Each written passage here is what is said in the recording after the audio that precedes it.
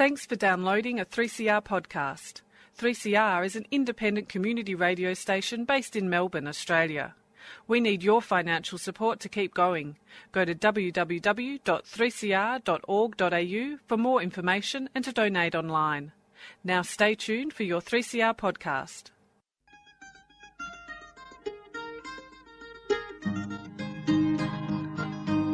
We're putting up new buildings, we're knocking down the old. We're working in the summer heat and in the winter cold. And the labour power we sell, me boys, for a hard-earned weekly pay produces mighty profits for the greedy MBA.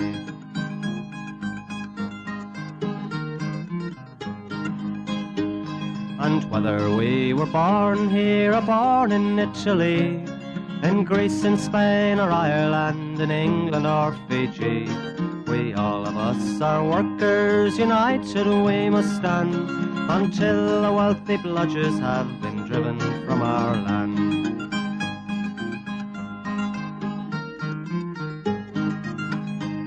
We faced deregistration, it backfired in the face. We're not fooled by arbitration, we won't stay in our place. We hit the bosses hard and fast to win and keep our gains, and break a couple of concrete pours to back our log of claims.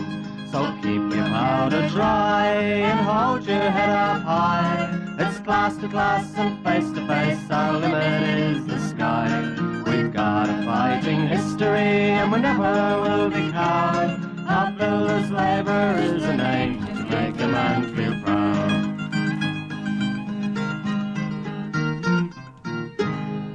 And it's good morning from the Concrete Gang. We're not going to say bright-eyed, we're not going to say bushy-tailed, just a bit damp, just a little bit sort of, well, what would you say, a bit cool. Welcome to winter in Melbourne, and all the bosses are whinging like hell because it's just been raining too much. Good morning, Gorilla. Are you also damp and I've got a little bit less than cheerful? Yeah, I am. I've got a bit of mange. You get mange, don't you? Well, we're normally bright-eyed and bushy-tailed, but we've got a bit of mange and all that. Bit of mange? Oh. Yeah, but nothing a bit of sunlight won't fix. But, yeah, bosses are whinging, but that's what they pay to do, isn't it? Go out and buy yourself some vitamin D. Right? Good morning, String Bean. Good morning, listeners. Good morning, Warren. Well, here we all are, and should mention... Go the mighty Bombers. Well, we were going to mention Anzac Day, a day of significance. Not as just it football. is every year, and it does lead, of course, on to Anzac Day afternoon. If that's not another nail in their coffin, the old Buckley, mate, he's gone, and he's a dead man, walking dead man, isn't he? 'Cause especially when Eddie reckons he's going to be right, so that's the end of him. Kiss of death. And that was Eddie's playing his special plan and all that, and he's going to be... Mate, he's got him nowhere. He's cleaned out all the blokes, he's got his own team he wants, and he's got nothing. Honestly, well, it was they're pretty ordinary, the old Sag Pies. Well, nevertheless, Bit like the Kangas, mate. Best team hasn't won a game. How's your coach going? Oh, well, I would have thought that this is his 7th season and probably his last. I would have thought that. Gee, some of those last year should have been too. But anyway, never mind. Let's move on to... No, let's get stuck in the Magpies supporters. Come on, mate. Right. You want to have another go, do you? Oh, just one last kick, because, I mean, you know, I've had a bad 4 or 5 years, haven't I? Yes, indeed. Yes, the beloved and revered was... Happy? Happy. I understood, sort of listening from outside, from the shed, that the voice was raised several times as she started talking about donkeys and donkey this and you donkey and so on. I gathered that Essendon weren't going too well at that point, but they must have brought on the substitute team after half-time. Do you know what I love? The donkeys went off and the Bombers came on. I loved about the 10-minute mark of the last quarter, mate. There was something like a fantastic crowd there, 88,000, and about 10-minute mark in the last quarter, I reckon there was about 60,000. All the Maggies all filed out. It was beautiful. Beautiful. Anyway. Had enough? Giving it to them? They had enough. I Right. did give them a bit of a send-off on the way out, you know. Should they win the Suki Lala Award later on in the show? They're in there. They're in there, righto. Let's just mention for a start that last week, of course, was a day punctuated by Anzac Day, of course, and there was the RDO on Monday, though a few bosses sooked up about that. And then, of course, they came back to work and it all started raining. And they sooked up about the SCAF meeting and all the rest of it. But listen, you can blame us for a few things, but you can't blame us for the rain. I'm sorry. Hang on. Have your own sook. Haven't deregistered the BLF rain dance. We can still do that.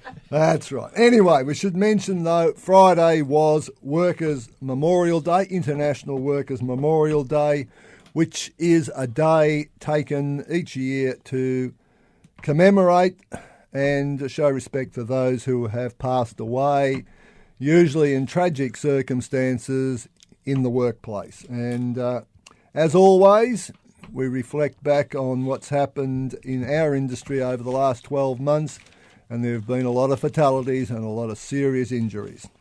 And it ain't too hard to have an incident, and an incident can get out of control very easily. Is that not the case, Gorilla? It's exactly the case. Short week, but a few things have happened. Exactly. Yeah, we had an incident. I'm just looking for his details now. I can't find it, but anyway. We had an incident at Multiplex on Thursday where a welder was... at Monash. At Monash University, where a welder was welding, if you know those stairways with the handrails, and welding the sort of returns of the handrails. And he was obviously welding away in there, and he had apparently there's a tin of thinners one level below or something, the fumes out, so that the igniter actually blew up like a bomb. And he's been badly burned around the legs and all that sort of stuff. So although he's been badly burned, I think in the end of the day it was pretty lucky that was as bad as it got, because when you got there it was like a bomb site. But anyway, so it's just another, I think we've got to be a bit more, careful with that sort of stuff going on, especially having thinners around sort of stuff like welders. But to our member, his name was Fu Guang Long Fix or something. I think I might have. I hope I haven't done him a disservice with his name, but he works at a company called Bayo Engineering.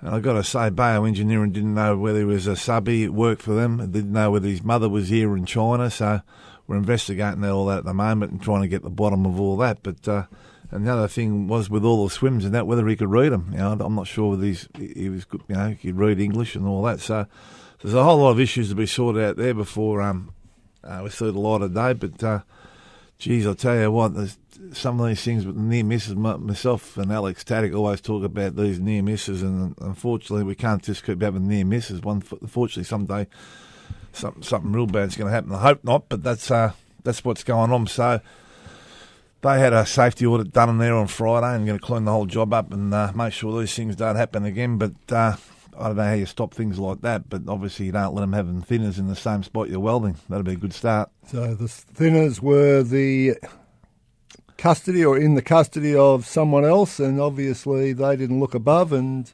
next minute, boom. Yeah. But one interesting aspect to the incident was the fact that he had nylon socks on. Yeah, well, that was right. I mean, you wouldn't even think that was important when you pulled them on in the morning. Nah, that's right. That's exactly right, Warren. I mean, when those accidents happen, all these things unfold, and obviously his burns to his feet and his sort of lower legs, and obviously the fact that he had nylon socks on melted, and they tried to pull them off, and all the skin came with it, which is pretty horrific. But and as Warren said, it's not the type of thing you'd think in the morning, is it? When you pull it on socks, whether they're nylon, woolen, or but something that we'll probably have to look at in the future. Indeed, but as we say, there have been a lot of near misses, and unfortunately, it could be next year that when International Workers' Memorial Day is on, we'll be talking about another incident with even more catastrophic consequences. There have been enough this year. There have been fatalities and near misses in our industry in Victoria and right round the industry in Australia, and unfortunately, I keep saying unfortunately, but it is true. Unfortunately, there are just too many matters where the mighty dollar keeps pushing the production schedule, and next minute, what you would think would just be a basic safety precaution disappears in preference to production. Yeah, that's exactly right. And I think the other thing is the race to the bottom. I mean, ABNs, all that sort of stuff, and people pricing jobs, and we've got obviously the problem with the Chinese plasters. This bow engineering, I might be doing a disservice, but I don't care. But they're Chinese, and you sort of got to doubt whether they're doing things everything right and whether the bloke's been looked after right, because they couldn't answer too many questions at the accident scene. So, as I said, it's been investigated, but at the moment, I mean, WorkSafe went down, but geez, you wouldn't be holding your breath to see them charging anyone, would you? Well, it seems to be the problem with WorkSafe around the country. I mean, only a couple of weeks ago, the pressure had to go on the South Australian government because a member, as we reported, was killed in South Australia on the Royal Adelaide Hospital site in a elevated work platform incident, and it took almost 2 years of constant pressure and public humiliation of WorkSafe before the government finally ordered a coronial inquest. But that seems to be a problem right the way round. Now, South Australia does give me a segue into Bob Day world. Oh, hey, Bob Day. Bob the Builder. Hey, Bob the Builder. Bob the ex-builder. Bob the Builder is officially bankrupt. Bob the Bankrupt. Bob the Bankrupt, and we'll just note that you have to put yourself in for bankruptcy, and you then negotiate what you're allowed to keep and what you're not allowed to keep. And Bob kept $600,000 in his super, which he put in just before he was declared bankrupt. Is that right? Only $4,000 in the bank, apparently, Bob, but $600,000 in super that won't be available to creditors. So it sounds like people aren't going to get paid. He might lose his house, he might lose his $3,000 stamp collection, but he'll have $600,000 in super. So should be right. Tough break for poor Bob. Poor Bob and his party have now joined with Corey Bernardi to form a new Australian Conservative Party. That's just another name for the Liberals, but never mind. And don't forget, he was a bloke promoting the ABCC, wasn't he? Oh, yes. He was a great fan of the ABCC. I mean, this ABC, what are they supposed to be not just pursuing us, but pursuing all these dodgy builders that are going broke and not paying people? Isn't that part of their criteria? Or am I being a bit silly about all that? I think you're being a bit naive. I don't think either under Howard, under Rudd, under Abbott, under our friend Mr Turnbull, the ABCC has got any other purpose than to pursue workers. So they're not worried about all these builders and not paying all the contractors and sending people broke and families and putting money in directors' banks and not sending companies broke so they don't have to pay the subbies. That's all right, is it? That is part of free enterprise. Oh, okay. Right? All right. And that does lead us Fancy. very nicely into a discussion about another favourite of ours, Watersun. Oh. Hey? Righto, Watersun homes, as we have reported before, went broke, and not only the people buying homes a lot of money for their deposits and so on, but also a lot of their subcontractors. But what we couldn't quite understand is how come certain jobs of a more commercial kind, apartment developments, were supposedly going ahead. Well, we've worked it out. And it's quite clear from the papers that Watersun Construction is another company, all in together with Watersun Homes and so on, but they were not actually trading insolvent. They were still operating, but then the job stopped. Well, it's quite clear why the job stopped. They didn't pay anybody. So they may be solvent, they may still be legally operating, but they owe lots of money. And there's a few people, Bernie Rafferty and some others, having a bit of a sook. How well they look after their workers and all that, yeah. Yeah, but there is a problem. There are a lot of subbies who are legitimate, people who have EBAs and so on, who are owed some serious money by Gary Caulfield, the director, I think now the sole director of Water Sun Construction. All the other directors cancelled their directorships and disappeared. So Gaz has been left with it. Gary, who's got a very palatial residence down on the Strand at Williamstown. Very nice. Yeah. And How's that work? well, Am I being naive again? it obviously is. He is not declaring for bankruptcy, so it's not a problem at the moment. But anyway, Water Sun. Is that where the money went? Is that where the money went when they divided all the money up for the directors? Free enterprise. Well, Am I being naive again? company law says you can do anything you like because it's proprietary limited.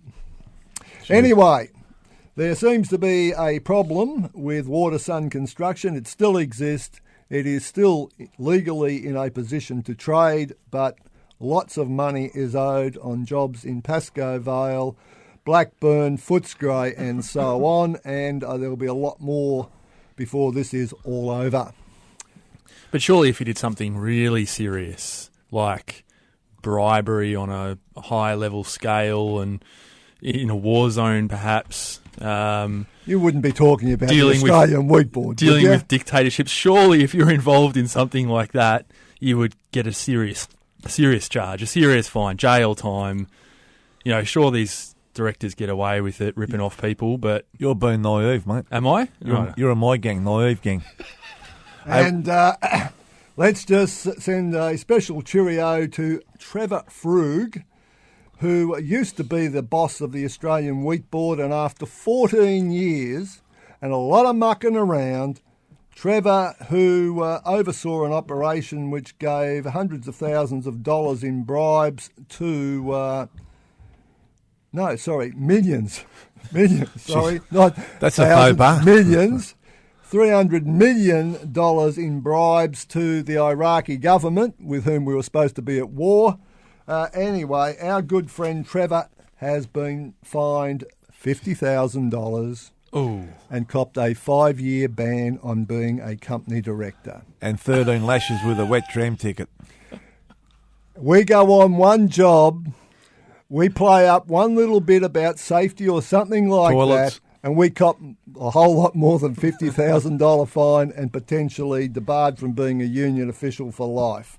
Anyway, that just leads us into a little track, and maybe this explains why Nigel Hadgkiss doesn't really concentrate on anything except us, because he's only got so much between mouthfuls of red wine. Red wine. Go to my head.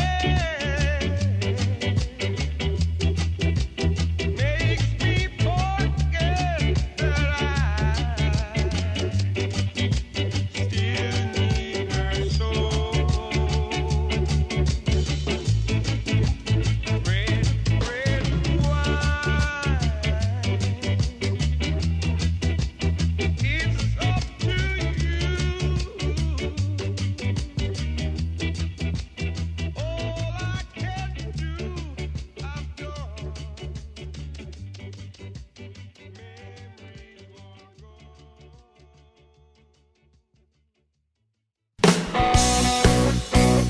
long gone. You don't fight, you lose.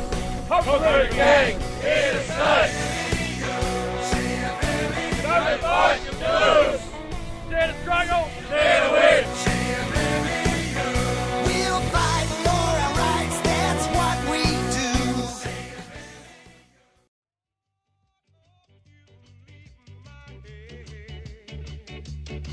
I was wrong,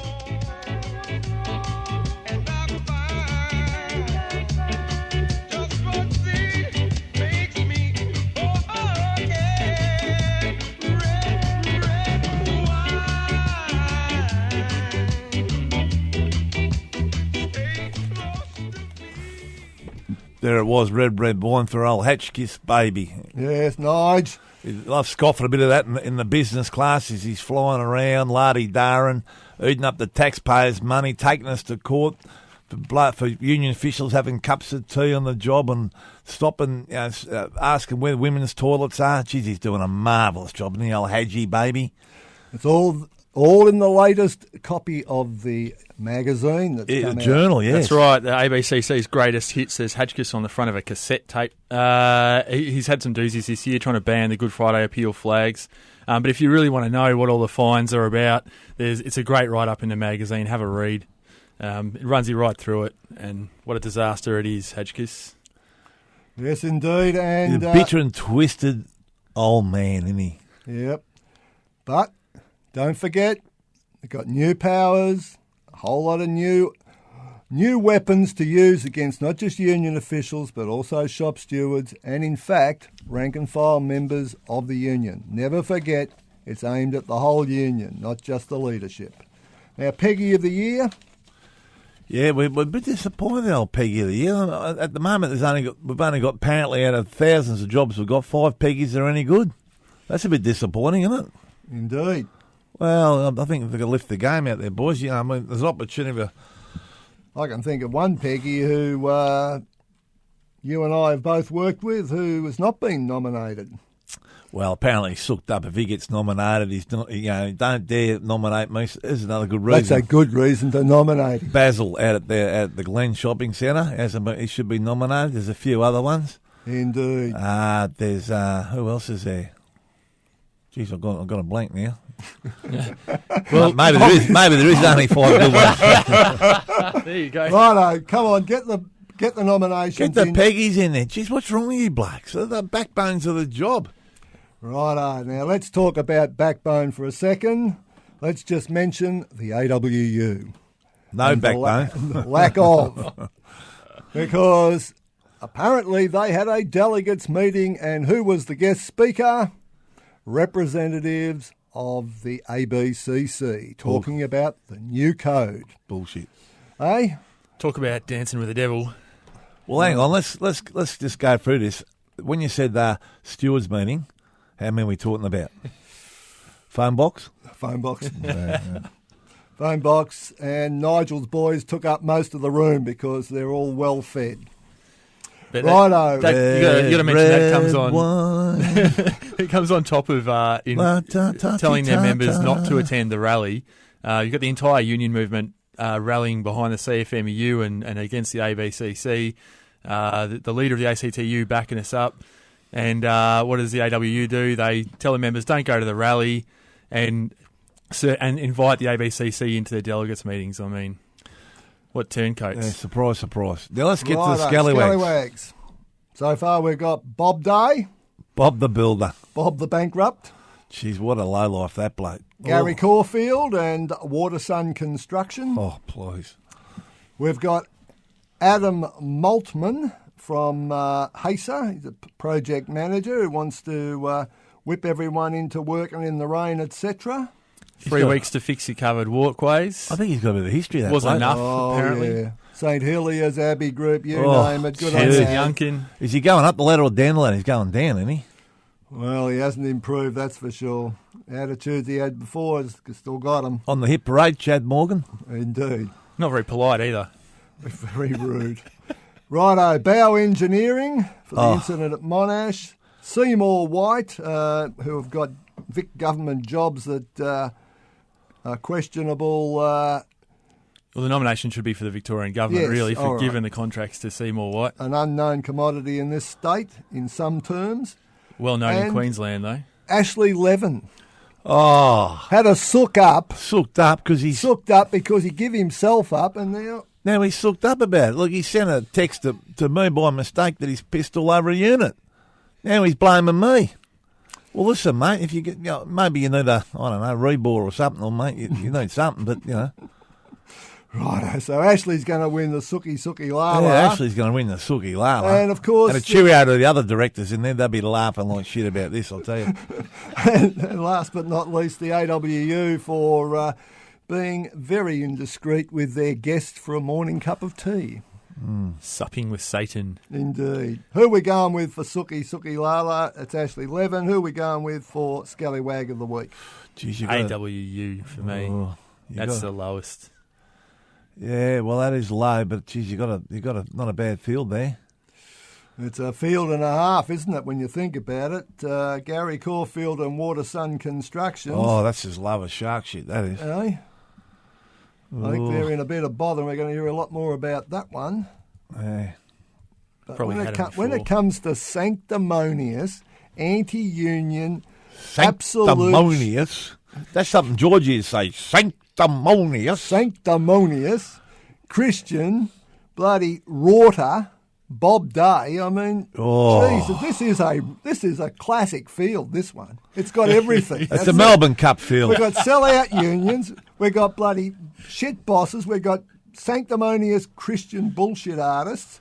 We've got the government. We've got and basic low life bloody project managers. Sanctimonious. Hey, who are we going with? Hey, who are we going Oh, with? mate, Bob Day, look, honestly, he was the one pumping up the tyres of the ABCC. He voted for it time and time again. And he sent all those poor people that didn't finish their houses and all that. What a joke.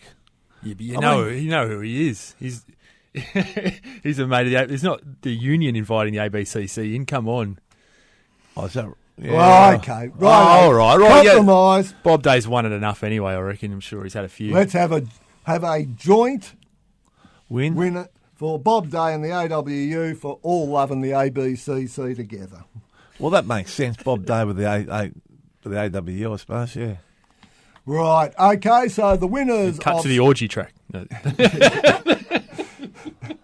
Bob Day and the AWU for Scallywags of the Week for their unholy alliance with Uncle Nige and the ABCC. We didn't Now- mention Buzzer taking selfies, did we? No, we haven't got time for buzzers, selfies. There's right. too many of them. All right. And a cheerio to Georgie Despard. Yes.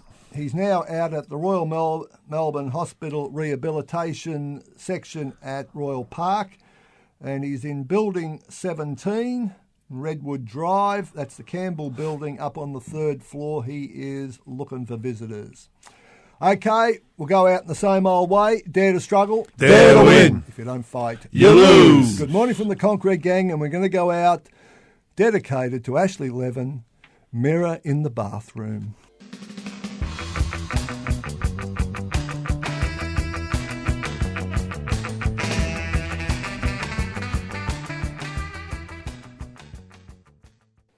You've been listening to a 3CR podcast produced in the studios of independent community radio station 3CR in Melbourne, Australia. For more information, go to allthews.3cr.org.au.